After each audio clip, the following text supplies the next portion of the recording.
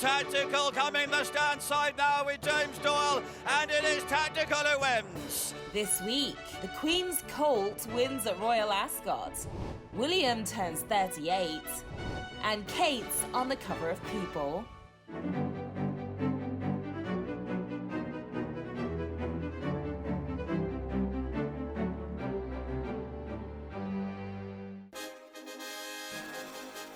Welcome, welcome, welcome to the Royal Report, everyone.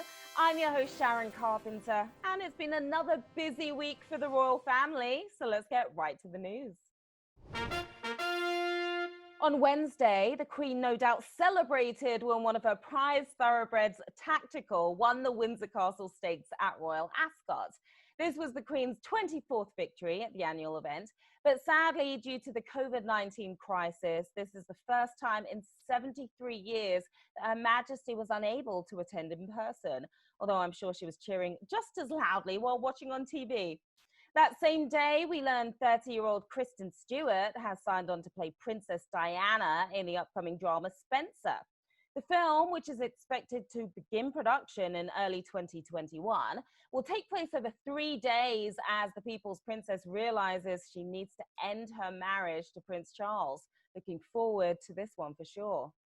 On Thursday, Kate took on the role of teacher as she led an online assembly for the Oak National Academy, a digital classroom and resource hub for educators. During the virtual lesson, which was shared online by the school, the Duchess spoke to students about the importance of kindness during the coronavirus pandemic. Who wants to tell me what kindness means? Treat people how you want to be treated. Absolutely, definitely. So if you want people to be kind and be nice to you, then you've got to make sure you're kind and nice to other people back. Very good. Later in the day, Kate stepped out for her first public appearance since the UK lockdowns began in March. The Duchess visited Fakenham Garden Centre, where she met with the owners and staff to discuss the safety measures they've implemented during the COVID-19 crisis.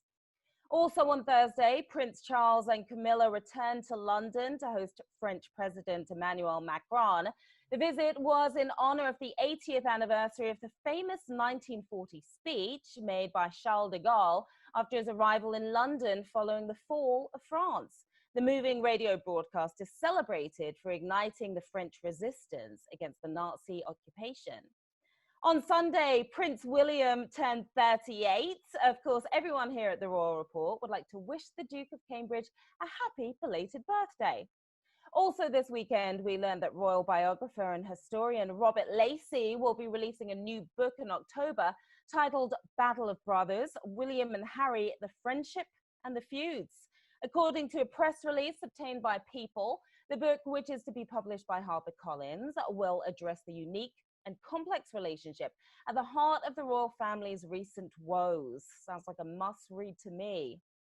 And finally, Kate is on the cover of this week's People magazine, which brings us to today's guest. The writer of this week's cover story, People senior news editor Erin Hill is with us.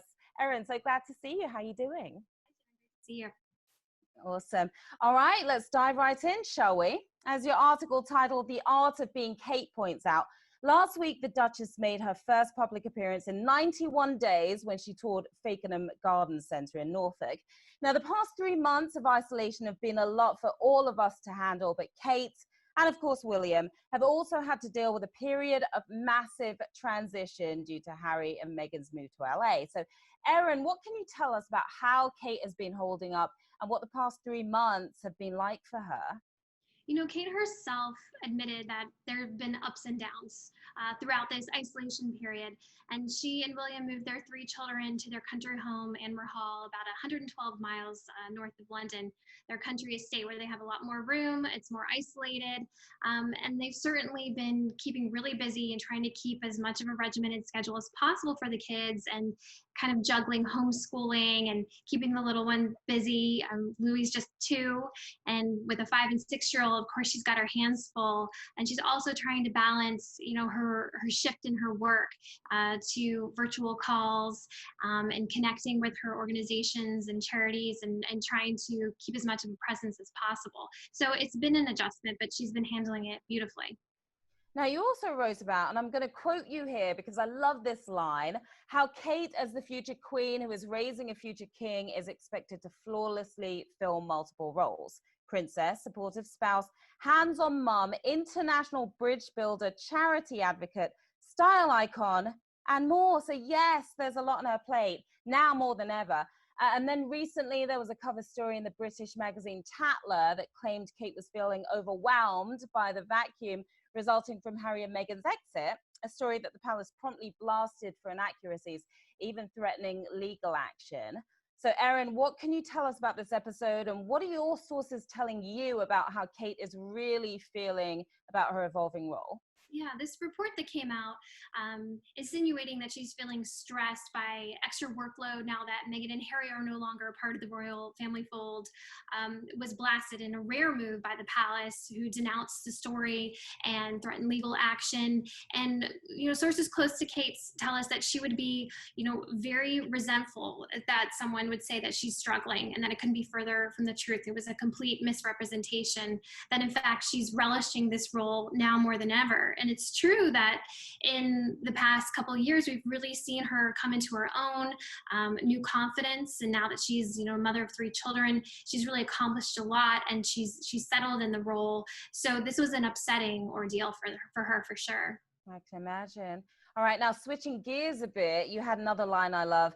Few outside the royal family could ever understand the blinding glare that comes with marrying the heir to the throne. Wow. So let's talk about that glare, specifically how it relates to Kate's personal style choices, because it's not just what she wears every single day, it's also how she dresses her children, right? So how is Kate handling this global scrutiny so flawlessly?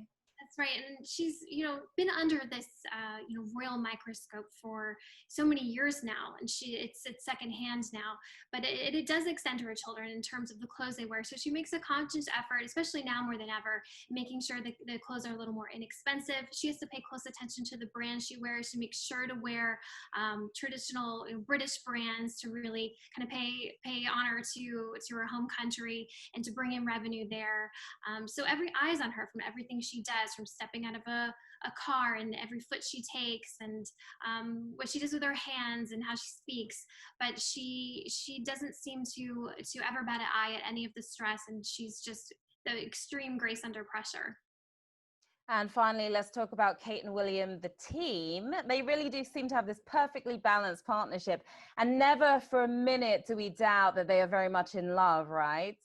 That's right. I mean, unlike some other royal partnerships in the past, this was a true love match. And they met in college. They had a kind of traditional start as terms of a couple. Kate got a lot of time to get used to the idea of stepping into this role. And she's proved to be such a great partner for William. Like Philip, she's able to kind of know her role as a supportive role. She never tries to outshine William. You can see when they're on an outing together, she lets him kind of take the lead. He is the future king. She knows that part of her role as future queen is to support him as future monarch. And, but she has a lot to say herself, and she's really come into her own in the past few years, especially with giving speeches and setting out new projects and platforms for herself. So it is a great partnership and a great team between the two of them. Yeah, and it really is amazing how they can seemingly have this idealized perfect life, yet also come across so relatable. And I loved at the end of the article how you referenced the recent Father's Day photos that Kate took, because they do seem to perfectly convey that relatability and, as you wrote, the realities of family life. That's right. How great were those pictures? And we rarely see the kids in that sort of candid moment. Usually they're a little more posed, a little more structured, but seeing them pile on top of William out in their yard was a really special moment, and really amazing of the two of them to give us a glimpse into that personal side of their life. And, we're hearing from sources that they have really been enjoying this time as a family. They've never spent so much time together. I mean, usually one or both of them are traveling at some point during the week, preparing for tours. And so now, like, they're able to kind of really hone in on family of 5 time, and it's amazing. It's amazing we got a glimpse of it. Yeah, I love to hear that. Great work, Erin, and thank you for breaking it all down with us today. We have to take a quick break, but Erin, please stay with us because we've got even more to discuss with you when we return. Sure. The Royal Report will be right back.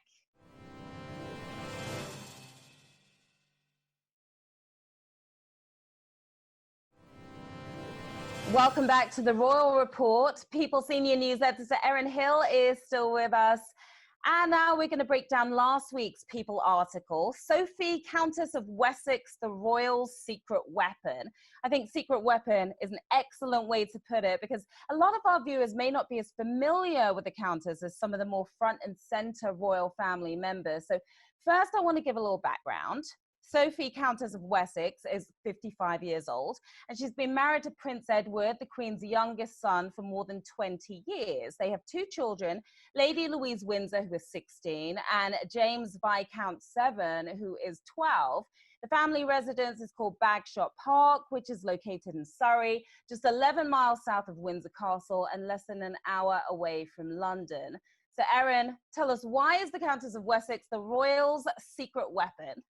Yeah, you know, a royal source actually told people that the Queen and Sophie are remarkably close, and that Sophie is actually the Queen's favorite daughter-in-law, which is understandable when you consider that she pretty much embodies everything that the royal family stands for and that the Queen really admires. You know, she's exceptionally discreet. She's always dependable. We spoke with Joe Little of Majesty Magazine. He said Sophie has proven to be a royal key worker, and she makes a difference in these understated ways, and that's something that's very important to the Queen.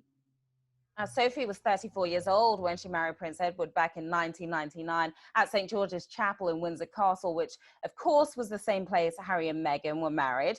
The ceremony was televised and an estimated 200 million viewers tuned in around the world. Erin, what can you tell us about Sophie's life before she became a royal? You know, Sophie actually has a lot in common with Meghan, aside from both getting married at Windsor Castle. She grew up in a middle-class background. Her dad was a director at a tire company, her mom a homemaker, and Sophie had a really impressive career before she became a royal. She was involved in PR. She actually started her own PR firm with a friend. So she was really well established and had accomplished quite a bit. Now, the People article also quotes a friend of Sophie's as saying she was brought up by her parents with the idea that there was going to be no free ride in her family. The article also touches on how Sophie and Edward have tried to maintain a sense of normalcy for their kids. So, Erin, how have they managed to do that? So yeah, actually, just like Harry and Meghan decided not to give Archie a title, Sophie and Edward are encouraging their kids when they come of age to not use their HRH status, which is his or her Royal Highness.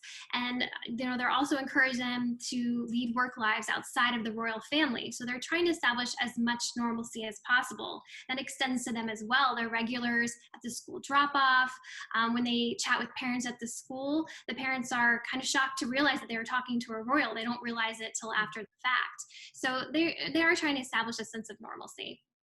Now, Sophie is a patron of over 70 charities and organizations, and one of the causes closest to her heart is Britain's National Health Service. Why is this so important to her? She has a real personal connection. Sophie's daughter was actually born 1 month premature, Lady Louise, and she spent some time in incubator in the hospital. And that also Sophie was said to have lost some 9 pints of blood during delivery. So she was in the hospital for quite a bit of time. So she made real personal connection with NHS, and she certainly tried to steer a lot of her work towards supporting the NHS, especially now during the pandemic. She's doing a lot of work with them. And another cause that's really important to her is eye conditions. Her daughter was born with something called estropia, which is when one or both eyes kind of turn inwards, and she had procedures to try to correct that. So Sophie has traveled the world trying to bring awareness to certain eye conditions and when they can be avoidable. The article also mentions how Sophie has shifted her focus to frontline workers during the COVID-19 crisis. And I know we've seen evidence of this recently on social media. So, Erin, tell us a bit about how she's been stepping it up. Yeah, and what we've seen is really only the half of it. I mean, she's really done a lot of under the radar work to support frontline workers. She's been preparing food packages, preparing meals. There's this great photo of her making a huge pot of pasta, wearing, chef's whites. She's out there packing up food parcels for those in need and volunteering throughout our community. She's been an avid volunteer for many years, but she's really stepped it up during this time, which is great to see. It really is. It was also really interesting to read the part about how she's been, quote, stepping up to fill the very public gap left by the departure of Prince Harry and Meghan Markle. What can you tell us about that? Well, while she said she's still keeping as busy schedule as ever, that not much has changed, there's no question that there is a void left by Harry and Meghan leaving these key roles in the royal family. So it makes sense for Sophie, as one of the Queen's favorites, to step in and really kind of take it upon herself to, bring good awareness back to the royal family, shine a spotlight on the volunteering work she's doing. She teamed with Kate for the first time, and they made a virtual call to nurses all over the world. Meghan and Harry leaving, we wouldn't really have seen Sophie team up with Kate in such a high profile event like that. So it's clear that this is a time for her to really step in. And finally, I want to ask you about a recent interview the Countess gave where she spoke about how she'd really connected with Meghan while the Sussexes were living in nearby Frogmore Cottage because she and Meghan had so many similarities. What can you tell us about their connection? Yeah, Sophie is said to be a close confidant of Meghan's, and they were certainly in close proximity. Sophie and Edward's home is just 10 miles down the road from Harry and Meghan. And so Sophie would have been able to really kind of show Meghan some of the ropes when she first came into the royal family, considering they have a similar background in terms of growing up in a middle-class family, and both having careers in kind of a similar age when they came into the royal family. Sophie 34, Meghan 36 when she wed Harry. So Sophie herself said when any new member comes into the family, they all try to help and get them acclimated. And then she said, when she was asked about their move to LA, she said she wished them well and hopes they're really happy with this new move. All right, we certainly look forward to seeing more of Sophie in the months to come. Erin, thank you so much for joining us. Thanks, Erin. The Royal Report will be right back.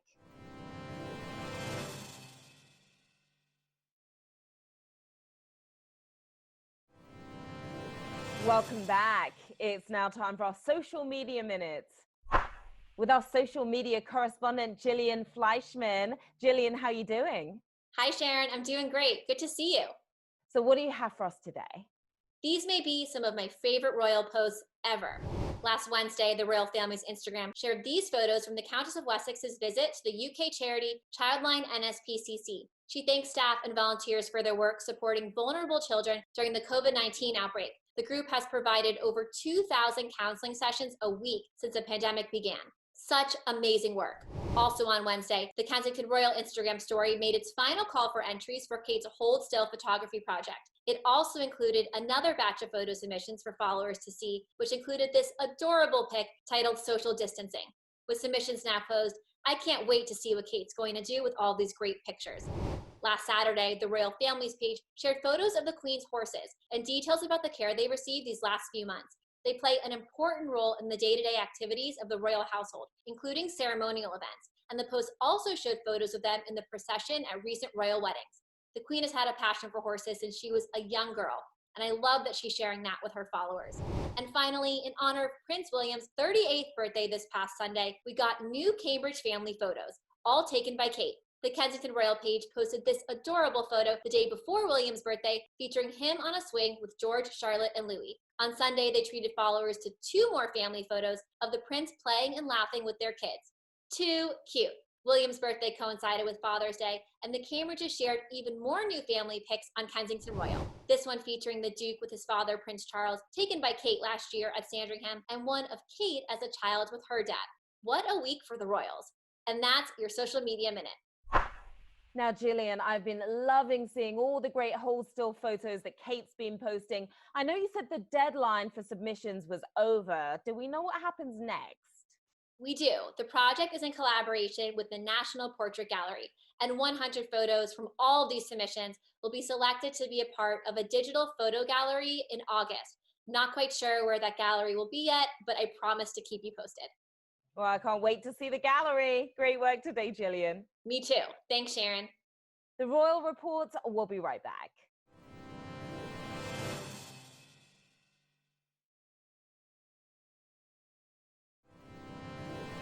Welcome back. As we mentioned earlier, Sunday was Prince William's 38th birthday, which we're celebrating with this week's great moments in royal history.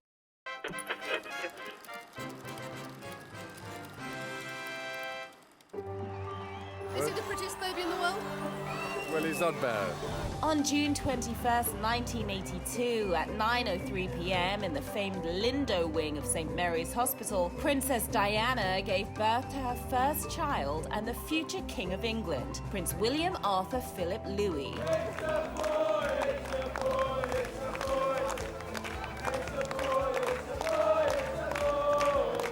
Later that evening, Prince Charles stepped out to greet the jubilant crowd that had gathered outside. I'm obviously relieved and delighted. It's marvellous. It's a rather grown-up thing, I find. Rather a shock to my system. What's the baby like? He's in marvellous form. Does the baby have any He hair? looks marvellous. But the world had to wait until the following day to get their first look at the newborn prince when he was introduced from the hospital steps by his proud parents. They have been singing Well Done Charlie, Let's Have Another One. Well, On the programme of events. bloody hell, give us a chance. You asked my wife, I don't think she'd be too pleased just yet.